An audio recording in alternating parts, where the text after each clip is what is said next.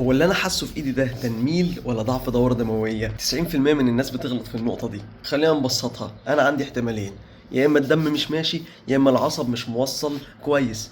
ركز معايا هنا، لو انا ايدي ساقعة، لونها متغير، ابيض، ازرق، بنفسجي، ممكن بتحس بتنميل بس مش محدد فين، او الاحساس مثلا تقيل او ميت. هو ما بتحس ان ايدك اتدفت الاحساس بقى احسن، ان الدم مش واصل كويس، ده معناه ان التغذية الدموية هي اللي مش واصلة كويس.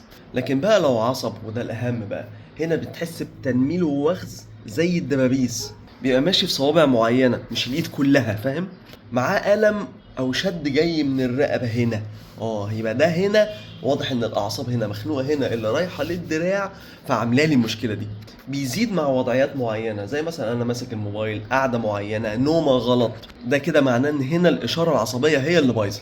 من الاخر، لو انا ايدي كلها احساسها غلط، يبقى غالبا دي الدورة الدموية. لكن لو صوابع معينة هي اللي منملة، زي مثلا الثلاث صوابع دول، الصباعين دول، ده غالبا عصب.